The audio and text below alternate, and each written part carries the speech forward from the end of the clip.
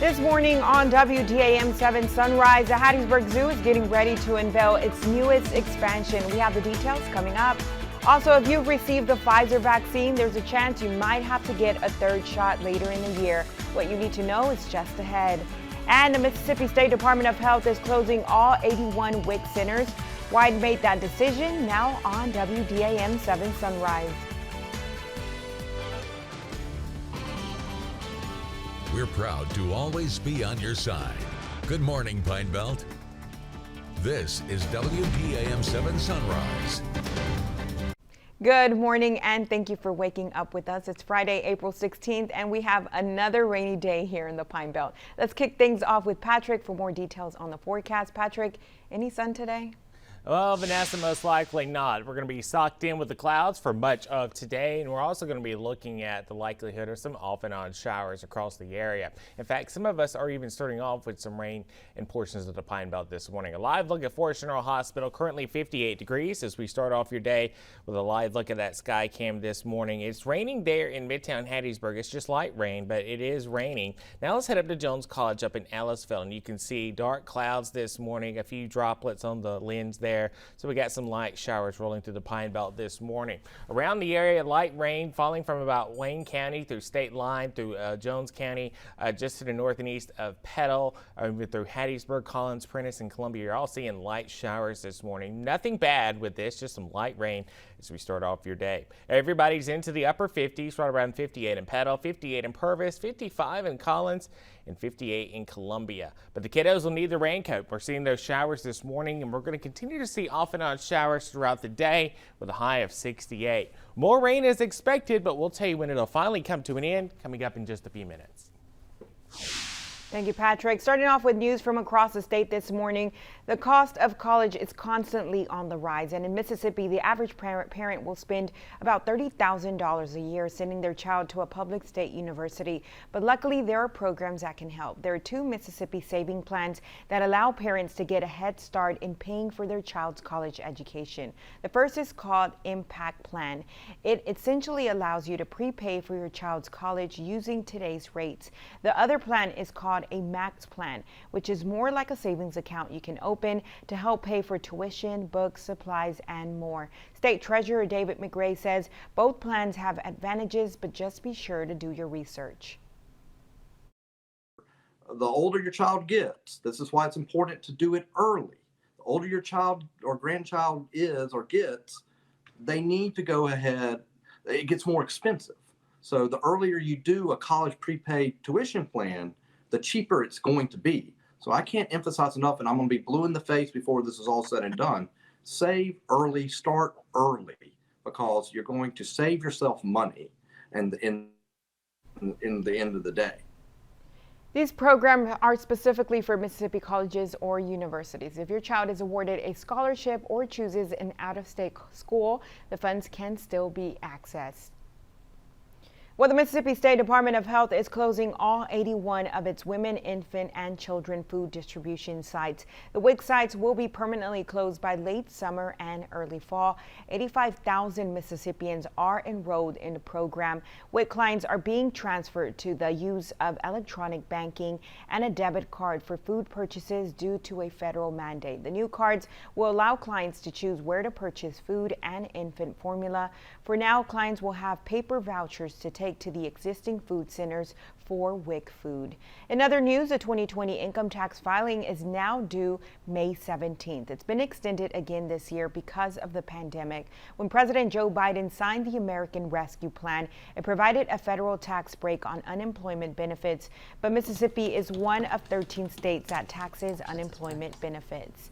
And the pandemic has put a spotlight on an issue Mississippians have faced long before coronavirus was a thought: broadband access. But momentum has picked up as more money has flown in. The cost of fibers to the home internet construction are hefty, especially in the areas where there aren't many homes, and it takes much longer for companies to recoup those costs. But as Courtney Ann Jackson explains, more homes than ever are finally getting those connection options. Public Service Commissioner Brandon Presley wants Mississippi to come out of the pandemic better connected. We cannot, as a state, compete with a public policy that says if you want to get on the internet, you need to go down to a fast food restaurant's parking lot. That's not going to work. And so in the year 2021, for Mississippi to compete, we got to be able to connect. But building out that network cost, and Mississippi's gotten a significant infusion of money from the feds. Almost $800 million. Wait, how much? Almost $800 million. Last year, the legislature approved $75 million in CARES Act money dubbed the COVID-19 Connectivity Act. Another $495 million was awarded to the state through the FCC's Rural Digital Opportunity Fund. And now $166 million will be available through the American Rescue Plan. Dixie Electric Power Association is one of the electric co-ops benefiting. That accelerated our process significantly. We went from planning stages, that were, we were looking at a 6 to 8 month planning period to about a 6-week planning period. On top of that, companies like TEC independently sought out federal dollars designated for the same purpose of broadband expansion. They were awarded more than $40 million in an FCC auction. The goal, to build out a fiber infrastructure to unserved and underserved areas. They don't have internet access except probably maybe from a satellite provider or some type of just wireless using your cell phone kind of thing, but not the depth and breadth of, the gigabit speed that we'll be able to provide with our fiber network. The legislature also passed a bill this session that's awaiting the governor's signature. It would allow energy companies to lease what's called dark fiber to any internet service provider. That too would allow for expanded internet access in parts of the state.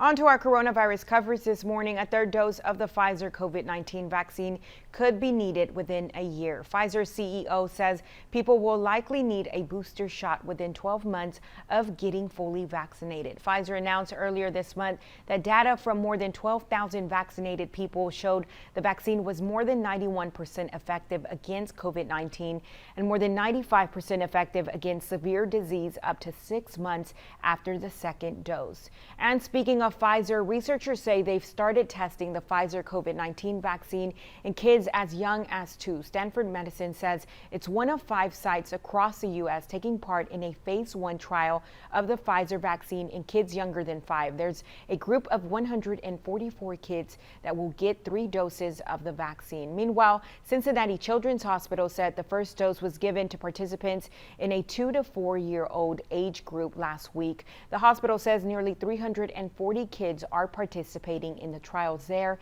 and more will be enrolled soon.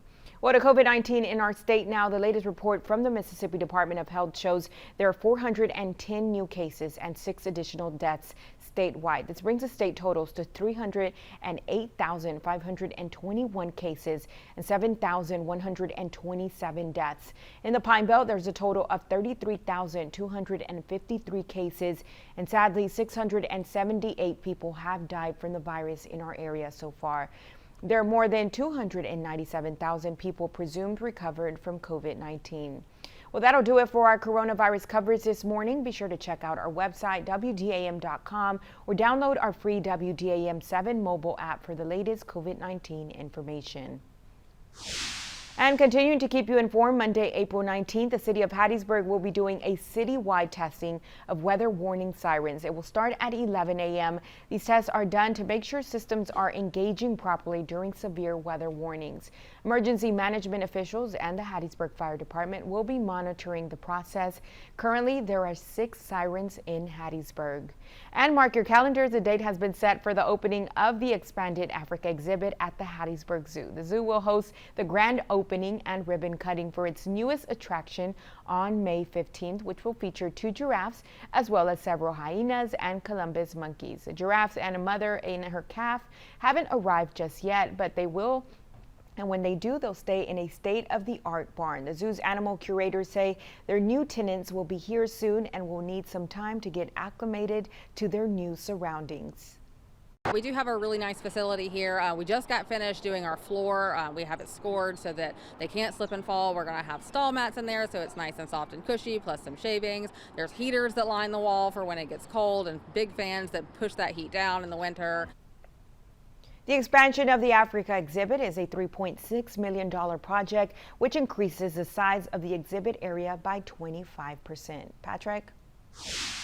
Well, Vanessa, we're starting off your day pretty quiet here across the Pine Belt outside of a few light showers, but we're going to see more rain as the day goes on and more rain into Saturday. But finally, the sun will return and we're going to see a nice stretch of dry days. We'll tell you when in your full forecast coming up here in just a few minutes. But first, let's go ahead and take a live look at traffic. The First Alert Traffic Center in Midtown Hattiesburg this morning. This right here is looking up Highway 49 from Hardy Street. So we're looking back towards USM. You can see just how wet the road is out there this morning. So just be careful as you're starting off your day. Outside of that, no wrecks to report so far. And outside of that, we're looking good. And that's a live look courtesy of the Mississippi Department of Transportation. Thank you, Patrick. What's currently 6:10? We've got more news and weather after the break, but first, let's see who is today's Birthday Club winner. The WDAM 7 Birthday Club, sponsored by Rainforest Car Wash and Krispy Kreme Donuts. Happy birthday, Pine Belt. All right, congratulations to our Birthday Club winner for today. It's going to be Michael Dodd. Congratulations to you. You're either going to get a free dozen donuts from Krispy Kreme or a free car wash from Rainforest Car Wash. If you want to be a winner like Michael, all you got to do is head to the website, WDAM.com, and click on the Birthday Club tab.